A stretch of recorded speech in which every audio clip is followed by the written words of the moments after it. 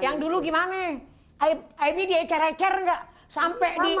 Sampai kena ini sama digital platform tuh sampai mau dituntut, ya kan? Terus dia nangis-nangis, panggil adek gue yang paling ini begini, kenapa agama apa sih yang kalian ini anu. Itu lo kira itu nggak semuanya dimasukin ke Instagram. Tapi lo jangan berharap yang baik kalau lo menanam yang nggak baik. Enggak, tapi aku nanya Mama Eva ya, waktu Inara jadi mantunya Mama, dia pernah baik kan?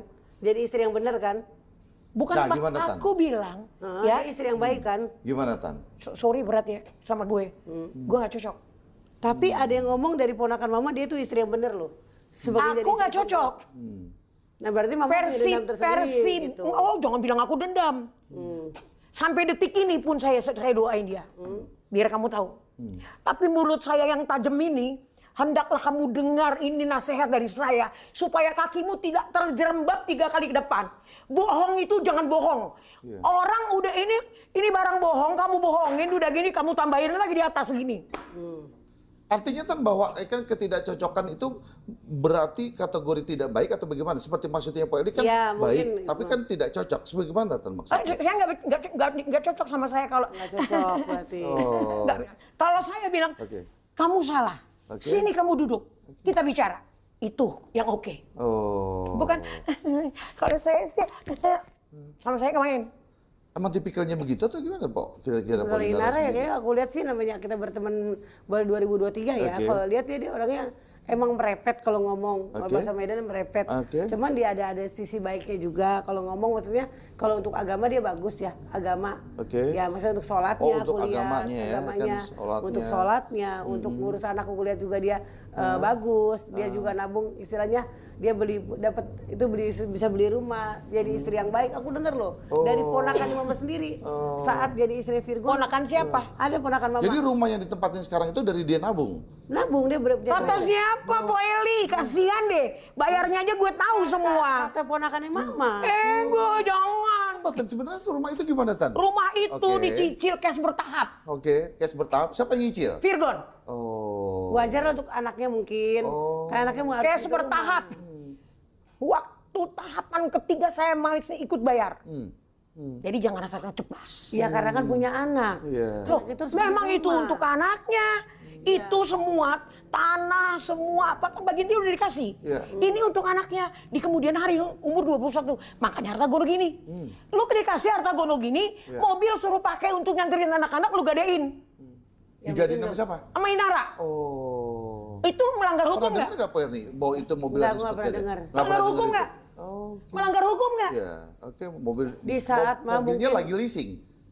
Bukan lagi leasing mobil itu. Cash bertahap juga. Cash bertahap. Sekarang udah lunas. Ya kan? Dikasih Virgon itu keluar dari rumah tuh cuma bawa dompet pakai celana pendek, kos. Kos. Apa sinilah kalian, jaga anak-anak. Itu mobil untuk anak-anak. Memang untuk anak-anak. Di pengadilan itu untuk anak-anak. Untuk antar jemput. Kalau tiba-tiba bisa gadein. Tahu nggak kalau harta gono gini persetujuan kiri kanan? Sepakat. Kesepakatan bersama kan gitu. Namanya juga harta gono hukum, gini. tapi bisa baca semua. Ya mungkin dia lagi di sana bisa duit. Makanya styling hidup jangan ketinggian, Po. Ya namanya orang dia nggak punya suami, anak 3 istilahnya kan ya. Anaknya 3 semua dirawat Inara. Inara lagi itu sama Inara semuanya. Pantesan dia. Ada saya lihat di media kan dia mendatangi Komnas ya. Kan dia mendatangi Komnas karena memang anak itu dalam dia yang punya hak. Iya, betul sama Inara anaknya. Memang Inara. Betul. Tapi kita perlu ingat. Di saat hari ini keluar berita tentang dia yang aserehe 2 jam. Tahu kan? Udah gitu dia kasihlah ini berita ke sama maknya. Karena lu lagi kasus. Gue singkirin anak-anak gue dulu. Menjaga mental anak-anak gue.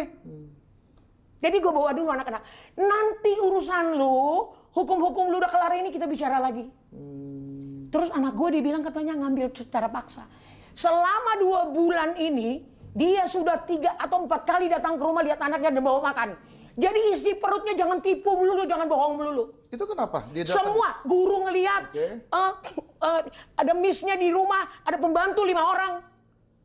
Itu dia, jangan kayak begitu modelannya. Dia ke Komnas HAM ngapain, Tan? Lah ngelaporin katanya Virgon ngambil anaknya secara paksa. Emang belum bisa ketemu anaknya atau gimana?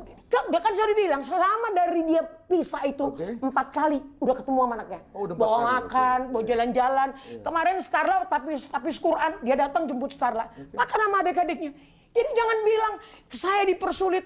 Kan bapaknya dia bilang, urus dulu. Anak gua mentalnya gua harus iniin. Terus, emang itu cuma anak lo? Terus bapaknya, lu sekarang aja bapaknya ngelihat anaknya udah perawan kayak gitu dengan ada orang yang gitu-gitu di rumah udah takut. Wajar nggak kalau bapaknya takut begini? Jangan begitu. Lu sekarang udah nggak dapat bulanan ya? Udah habis buat bayar pengacara. Pok, dengan Pok dihujat ya kan oleh publik ya kan, bahwa Pok dihujat besar-besaran oleh publik. Terus apa sikap Inara terhadap